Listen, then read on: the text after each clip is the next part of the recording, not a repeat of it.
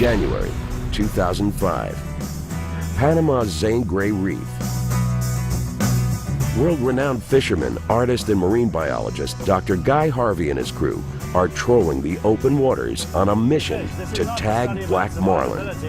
We want to find out where these guys go after they come through Panama. Most people's interaction with them is at the other end of a fishing line. I've just taken it one step further. The new technology has allowed us to put a mini computer on the animal, to travel with it, to give us its precise location where it goes.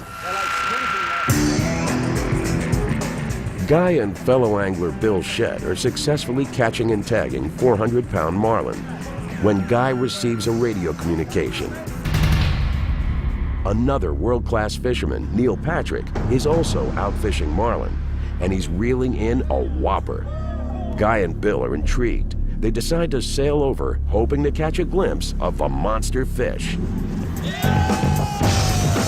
On his boat, Neil Patrick believes he's hooked a world record. He's already put in hours keeping the fighting, leaping marlin on his line.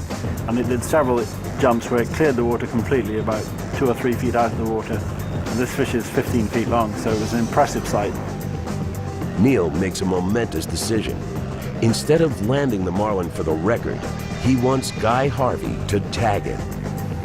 Every angler aspires to catching an IGFA world record at some point in their life. For Neil to have given up the chance of possibly getting the 50-pound test black marlin world record was a big thing to give up. Guy and Bill Shedd pull up alongside Neil Patrick's boat. Guy faces a huge challenge. Beneath the waters, the fighting fish is getting dangerously tired. To tag him safely, Guy has to get the marlin to the boat fast. When they start jumping, they expend a great deal of energy in a short time, and they get tired very quickly. Often when they're released, they can't swim away in their normal speed, and so they become susceptible to predation, primarily by large sharks. Guy hatches a daring plan. To bring the marlin in fast as possible, he'll hook it to an additional fishing line. No fisherman's ever done this before. With 2 lines attached, the team can reel it twice as fast, tagging it quickly and successfully releasing it. Guy hopes it'll work, but to do it, he's got to meet this monster fish face to face. And he says, well, we can't bring Mohammed to the mountain. We'll take the mountain to Mohammed here. He said, look, I'll swim down and attach a second line. And I thought, well, that ain't gonna happen, but you're Guy Harvey, so let's try. Guy hits the water. He's an accomplished swimmer, but he's no match for a marlin, fish that can easily reach speeds over 40 miles an hour. And most human beings can't swim at that speed, let alone wearing diving gear. Swimming down with a line in your hand, 40 feet under the water, trying to catch up to this marlin that's more than 1,200 pounds, that's not an easy thing to do. In fact, that's never going to happen again in the history of fishing. Guy makes repeated attempts.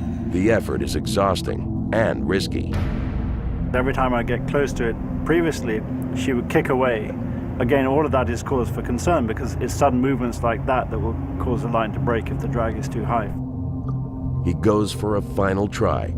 After fighting for hours, the tired fish is slowing down. At last, 40 feet underwater, Guy approaches the biggest marlin he's ever seen.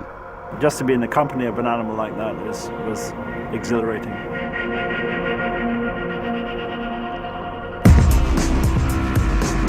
Working carefully, Guy attaches the second fishing line by hooking it to a metal clasp connected to Neil Patrick's existing line. The effect, 2 fishing poles leading to 1 fish. And I'm thinking, it's going to get tight here real quick. And then it did, and the fish just took off ripping, and just all hell broke loose. Marlin will fight to the death. The team has no time to lose. Working hard, they reel the immense marlin close to the boat to tag it. Successful.